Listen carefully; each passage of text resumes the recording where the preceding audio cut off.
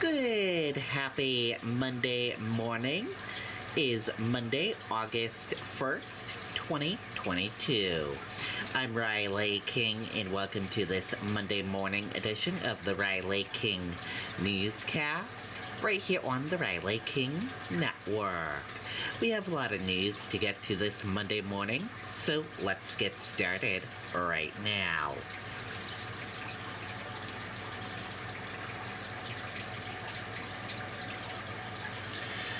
First up, 2 New Hampshire residents among group indicted on federal money laundering and drug charges in Massachusetts. Let's take a listen to that video from WMUR News 9. Wayfair has everything I need to make my home totally me. Sometimes I'm a homebody, so... Federal agents say China Gourmet in Boston's Chinatown neighborhood was one of the headquarters of a large-scale money laundering and drug operation. Investigators say Shirong Zhang of Wyndham and his ex-wife owned the restaurant and were involved in the illegal operation. The duo and at least 6 others are accused of accepting drug proceeds for a fee, transferring the equivalent value in Chinese currency to drug trafficker bank accounts, and selling the drug proceeds to people in the U.S. at a discounted rate. These are not one-off crimes. Attorney Patricia LaFrance, who is not involved with the case directly, says it is extensive, though, and evident that a lot of work went into it. The U.S. Attorney's Office confirms the indictments come after a months-long wiretap and surveillance of the Boston restaurant and another business. It shows, just how involved these investigations are, how intricate. One of the biggest busts in the case came in March when agents seized more than $250,000 of suspected marijuana proceeds being transported from New York to China Gourmet. The cash was found stashed under piles of frozen meat product. Attorney LaFrance says the nature of the crime and the amount of money involved could trigger additional charges. If you think about these situations where tens of millions of dollars are being laundered, allegedly through these businesses, does that mean, are there tax implications? And in addition, the suspects are also accused of using stolen gift cards to ship thousands of Apple products internationally in exchange for tens of millions of dollars in wire transfers. Now, if convicted, each federal charge carries a sentence of anywhere from 5 to 20 years in prison. A trial date, though, has not yet been set. Live in the studio, I'm Nicole Lally, WMUR News 9. Okay, and there you go on that video and that report. One person killed in Fitzwilliam motorcycle crash. Let's take a listen to that video from WMUR News 9. A Troy man is dead tonight after he collided with a Jeep while riding his motorcycle. 27-year-old Alexander Barber was riding on Route 12 in Fitzwilliam this afternoon. It appears as though he hit the Jeep while it was making a turn. Witnesses say the motorcycle was speeding and passing other vehicles before the crash. The driver of the Jeep was not hurt.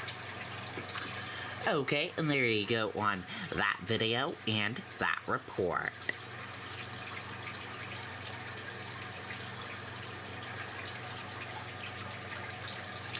Police search for one person who ran away from crash in Gilmington.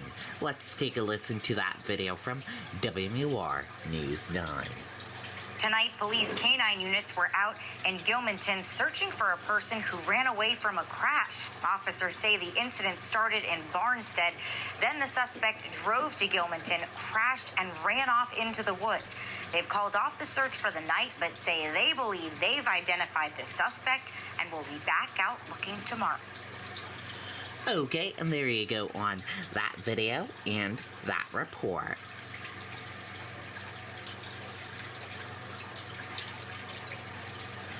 Gunstock Area Commission formally votes to rehire management team. Let's take a listen to that video from WMUR News 9. The hardest part about fighting climate change is knowing where to start. With an aspiration card, Emotions running high at Gunstock Mountain in Guilford after another emergency meeting was called Sunday to consider a motion to rehire the resort's management team. I'm glad, although it's the 11th hour, that they did. The commission did legally vote to rehire the team, who agreed to return to work as long as chairman of the commission, Dr. David Strang, steps down. Strang attended the meeting via Zoom, but did not resign from his position despite dozens of pleas from his fellow commissioners, the public, and from the Belknap County delegation.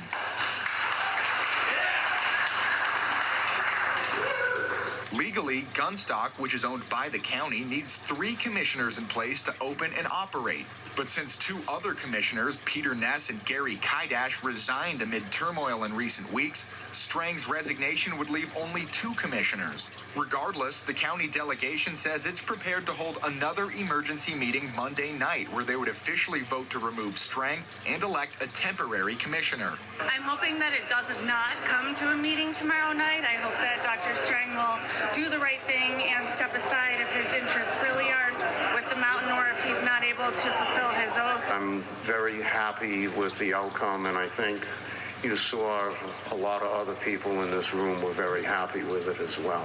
The Belknap County delegation says they do have commissioner candidates in mind to replace Dr. Strang, and if they put them into position, the mountain will be able to reopen and all of the activities will be able to resume.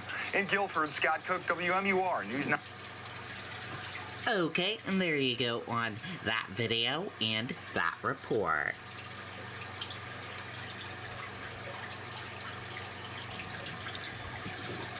Connecticut man arrested after allegedly driving 161 miles per hour on I-93 in New Hampshire. Let's take a listen to that video from WMUR News 9. Tonight, a Connecticut man is facing reckless driving charges in New Hampshire after state troopers clocked him driving 161 miles per hour. Alejandro Zapata Rabello was driving this orange Corvette on I-93. He was eventually stopped by Woodstock police and detained until state police arrived. He'll appear in a Plymouth court next month. Okay, and there you go on that video and that report.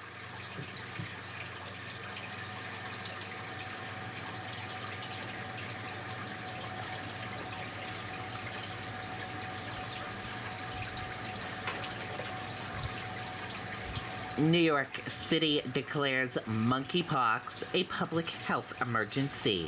Let's take a listen to that video from ABC News.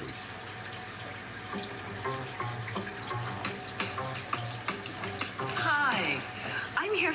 New York City declaring a public health emergency. Officials are calling it the epicenter of the monkeypox outbreak in this country, saying more than 150,000 residents are at risk of exposure and should be vaccinated. Long lines at the city's vaccination clinics from New York to Los Angeles. And news tonight about who may be most at risk. ABC's Phil Lipoff tonight from New York. Tonight, New York City joining San Francisco in declaring a public health emergency as monkeypox continues to spread. We've been calling on more and more vaccine to be made available to the city because we are definitely the epicenter of this. New York City's health commissioner saying 25% of the nation's cases are in New York, and roughly 150,000 New Yorkers are currently at risk of exposure. Right now, health officials are finding cases primarily among men who have sex with other men, though cases are spreading to other demographics. At this vaccine site in Los Angeles, long lines. I had a little pop-up on Instagram that said, you can walk-ups available. I came in with my documents and got in line. But the line is not what concerns Matthew Dane, waiting to get vaccinated. It's the potential stigma the LGBTQ community faces. I think, obviously, the stigma behind it is that, gay men are mostly affected. Yes, that is the statistic right now that's happening. But I think eventually people who aren't part of the LGBT community will understand that it's not just gay men. With any disease outbreak, there is often a specific demographic, but based on the way the infection transmits, anyone is theoretically at risk. The CDC saying there is evidence showing children younger than 8 and people with uncontrolled HIV may develop more severe illness if infected. The FDA approving the release of more than 800,000 more doses of the monkeypox vaccine in transit tonight. The White House saying 340,000 doses have already been administered nationwide. New New York City's health commissioner is urging the White House to declare a national health emergency so that the city can have access to federal funds to better help prevent the spread of monkeypox. We understand President Biden is considering it. No official word just yet. Lindsay? Still a wait and see, Phil. Thank you. Hi, everyone. George. Okay, and there you go on that video and that report. That does it for this morning edition of the Riley King Newscast, right here on the Riley King Network. Thank you for tuning in and watching. Have a great day, everyone, and goodbye.